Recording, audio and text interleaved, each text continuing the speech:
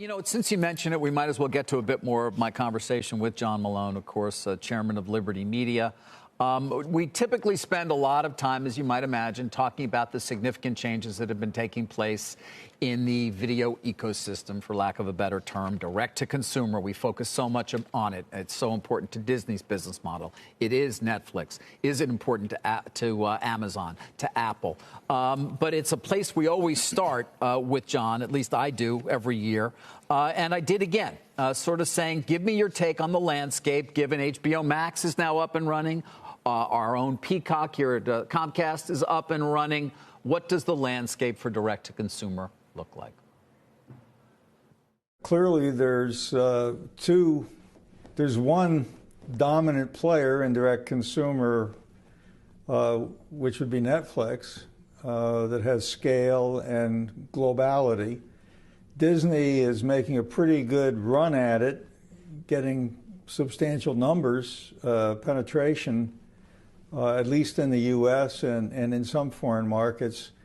Yet, I don't think we've yet seen what the conversion rate of Disney is going to be, but they seem to be off to a very strong start. And then there's a ton of other streamers, and there's a ton of channel stores, I guess you would call it, and there's the hybrids. Amazon, are they a channel store or are they a direct consumer video provider? You know, we have, with Discovery, we have aspirations to be able to offer direct consumer services, and that organization is working hard at that. And I think it's too early to see what kind of results Peacock is going to generate with their hybrid approach. So it's kind of too early to say, I'd say right now, who ends up controlling it. I think the people who have the platforms, in addition to the content or only the platforms like a Roku, are in pretty good position to build a long-term profitable global business. I think you have to draw the distinction between people who get to the consumer through other platforms or people who get to the consumer directly on their own. And I put certainly Netflix on their own category and maybe Disney. Everybody else is going to be in some kind of a hybrid world of depending on, I guess you could call them channel stores or third-party platforms to reach a large-scale audience.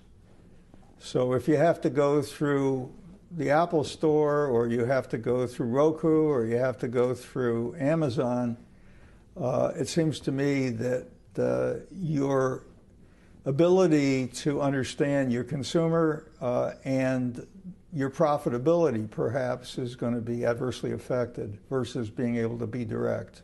Interesting. Again, this idea of channel stores, the Rokus, which he clearly seems very positive on their ability, Jim, to sort of continue to deliver and take that toll. The Amazons, not just Prime in terms of what you're tuning into, but Amazon as a store for other people's content that they will deliver to you because their platform is so ubiquitous. Or Apple. He feels these are really adding a lot of value. And it's interesting because, of course, Malone, TCI, again, the young people may not remember, was the largest cable company in the country. Right. He built Liberty by taking equity stakes out of those programmers that he gave distribution to on his largest cable platform. And in a way, it's somewhat similar to what we're seeing now with the Rokus. You need to be on Roku. That was fascinating. You need to be on Apple TV. Yeah. You need to be on the Amazon platform if you're launching a direct-to-consumer, if you're not Netflix, and in his opinion, if you're not Disney, but if you're anybody else. We've seen even some of the disputes between Peacock and some of them.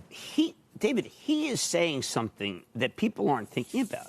He's talking about an Apple revenue stream that could be very, very big. And people are just thinking that Apple is rogue, so to speak, versus, say, a Peacock, which is owned by this network.